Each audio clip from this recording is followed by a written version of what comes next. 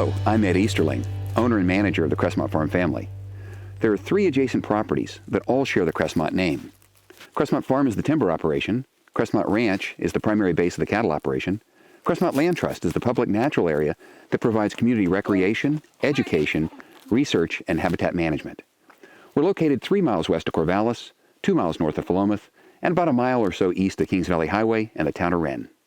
Most of the property was owned by a local family going back to the early 1900s. They managed it as a dairy and a timber farm. Ultimately, the timberland was split off and acquired by Weyerhaeuser.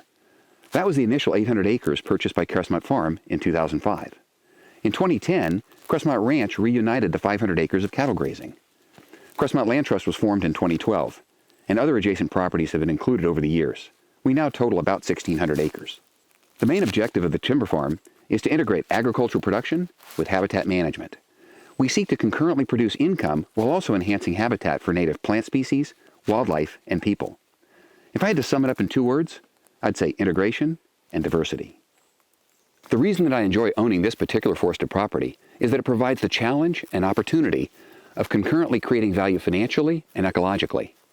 So much of what we've accomplished and plan to accomplish happens through a fantastic team of employees, cattle partner, contractors, and resource partners. All 3 areas in the Crestmont Farm family had significant challenges and opportunities when they were acquired.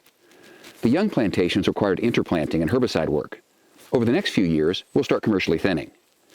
Many of the native-grown stands have been thinned for forest health or silvopasture grazing. Grazing areas with oak woodland and savanna stands have been thinned to promote oak growth and enhance grazing conditions.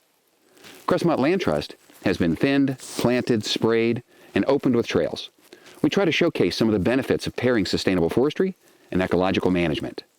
Today, the 3 areas collaborate to accomplish more ecologically than any of them could do individually.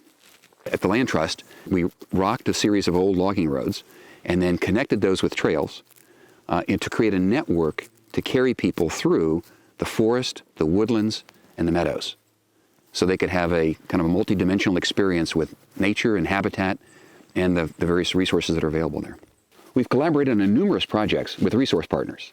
They include the Natural Resources Conservation Service EQIP program, the U.S. Fish and Wildlife Service Partners Program and Safe Harbor Agreements, the Oregon Watershed Enhancement Board Grant Program, a cooperation agreement with Marys River Watershed Council, and various agreements with Benton County Parks and Natural Areas.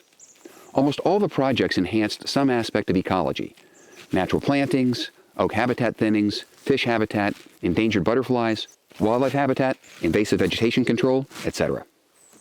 All 3 areas, the farm, the ranch, and the land trust, have their own management plans. Each plan was initially developed during the first year of operation. All 3 plans have been updated at least 3 times. Management plans are an important process for us to organize key objectives and upcoming operations.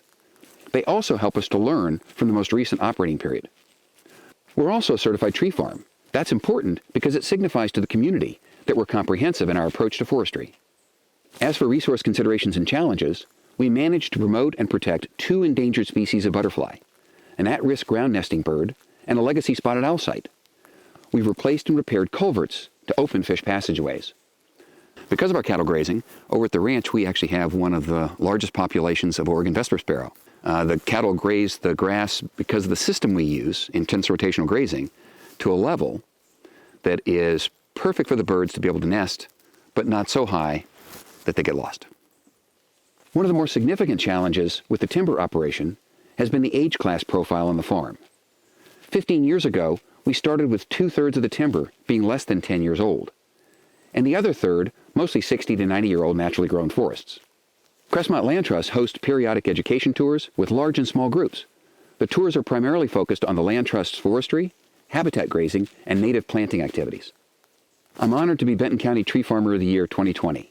We look forward to the Crestmont Farm family continuing to contribute to the local community and the forestry sector.